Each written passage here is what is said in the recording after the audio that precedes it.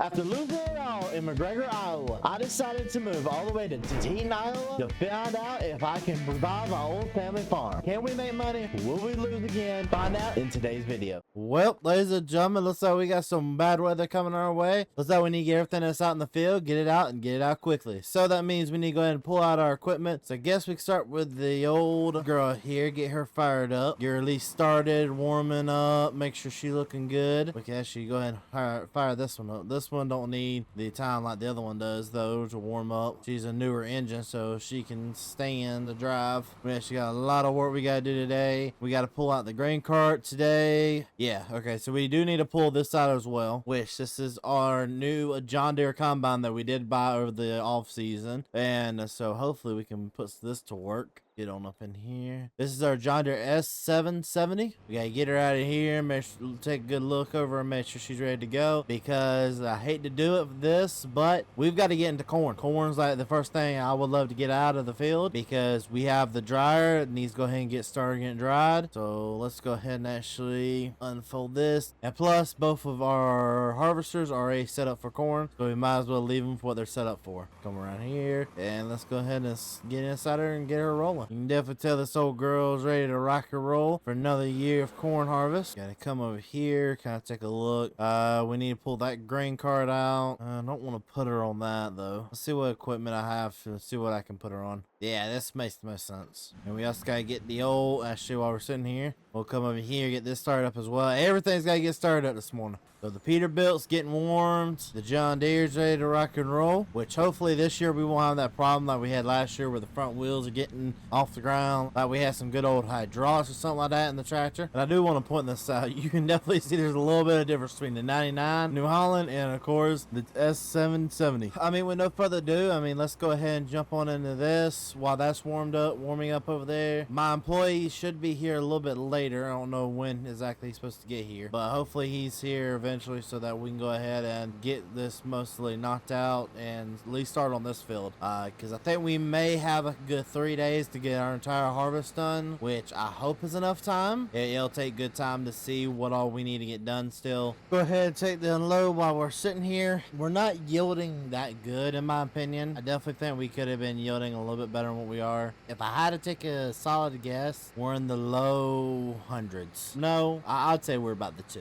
but it's not where it needs to be in my opinion for this corn, and we still need to go around, do another pass, just so that we can at least have, when the worker gets here, enough room for him to be able to back in and out and not have to worry about getting caught on anything. Overall, I will say this harvester, I know it's not a brand new harvester by no means necessary, but for it being this good of a harvester, kind of makes me want to buy another one. But what do y'all think? Do y'all think I should trade in the New Holland and buy myself another newer John Deere, or at least a newer case or something like that, like another one? Because it's running really well. I feel like we're actually getting a little bit of a yield bonus out of it. Maybe not much of one, but maybe enough to make it work with it. So I went ahead and got the boy over here. He's now running that combine and going up and down in those rows. I'm trying to knock out this little portion before I have to go and grab the grain cart. I guess I'm gonna hire one of the other boys to come pick up this corn harvester. So it looks like we're actually getting some corn really knocked out pretty quickly. And it's actually really good to see how fast we're actually knocking out this corn harvest. If we keep this up, maybe in 3 days we can be completely done with corn, or at least 2, and be looking at a day 4 start, day 3 and 4 finishing beans. But that is a hope and goal, because we have to start all the way over here and push our ways back over there. There's a lot of corn to harvest and a lot of bushels that have to be processed. I don't know if we're going to get it all processed in time, but we'll see. Now I got to do what he's doing over there and just do up and down, up and down. We could both tell the corn's yielding, but it's not yielding like it did last year. I feel like there's definitely was a little bit of infestation of probably some corn rust, if I had to take a guess. Something hit these plants, like a fungus or something like that, that just did not let these corn plants really yield like they should have. I'm not the only farmer this year dealing with this issue. I've talked to a couple of my buddies and they have both said that they're also dealing with the issues similar to this. I guess just maybe be a issue across this area. And of course, I will finish the first field out with this last little bit of this row. This corn over here, he did, as you can look at the map, didn't yield the best, didn't yield the worst. It kind of yielded where it needed to. But of course, I mean, we're still getting off this one field about 300, which I don't even think this field is 2 acres. I don't know. We'll have to definitely take a better look at it here in a second. All right, so I'm gonna go ahead and pull up underneath him, this right here for a second. And while that's filling that up, let me come over here and get the semi truck. So just to at least save me some room, so I can unload this guy over here. Alrighty.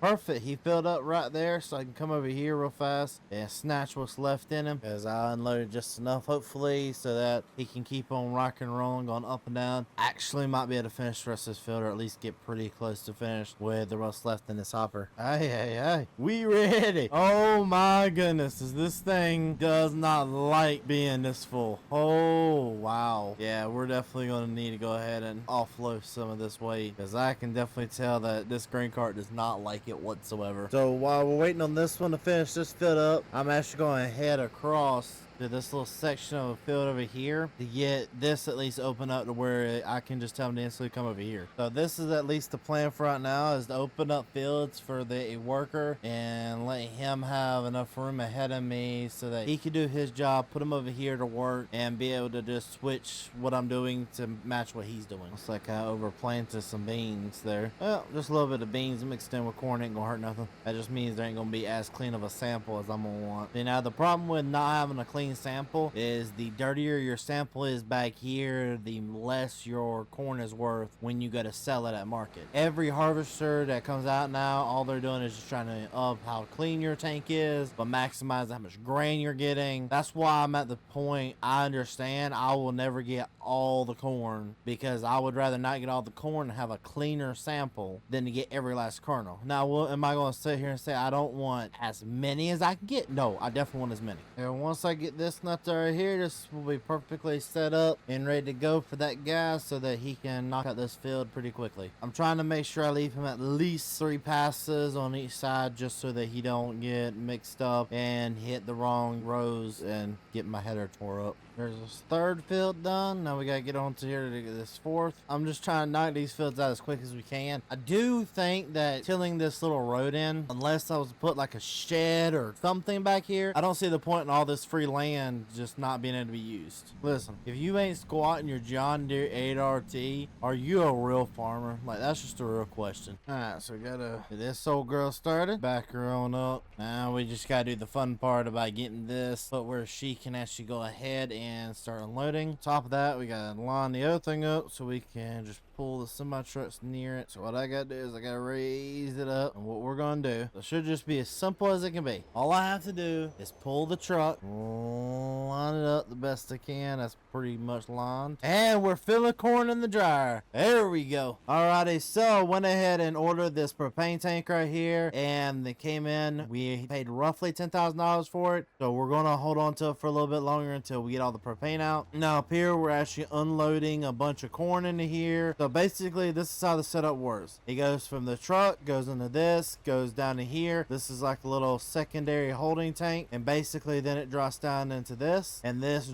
throws it all the way up into there. And from here, what it does is it takes little rows, and it goes down slowly but surely, dry it to roughly 15% moisture, which will take it out from here eventually. So this is kind of where the fun part comes into play of we need to pay for 2 more augers so that we can put an auger right underneath this right here going out to load into semi trucks instantly, and then we need 1 more auger back here in the back that we can unload into, because we currently have nothing to really unload into as like a holding tank. Technically speaking, as a technical, you do have this one right here we could use as like a wet tank, but I really want to put beans in there instead of wet tanking it. But we can make one of these into a wet tank for the temporary time being. I would just rather go ahead and get it dried. I guess in between episodes I'm gonna go ahead and have to look for 2 more, probably 1 more of these, and at least one more of these right here to go ahead and finish out the year. I may go ahead and pull the 2 Brents, aka these 2 right here, out of retirement. Yeah, they still got some cattle feed in them. Kind of dump the cattle feed on the ground, or feed most of it to the cows at this point, and go ahead and just kind of use like that because we really need to go ahead and keep going. So she's rocking and rolling on some corn. We're gonna come back here. We had to grab, of course, this and make it up there. But ladies and gentlemen, that's all the time we have for today. I'm gonna keep rocking and rolling with these guys, keeping them unloaded and making sure that nothing continues going wrong. But ladies and gentlemen, thank y'all so very much for love and support y'all give me, the channel. Thank y'all so very much. We'll see you next time. Peace.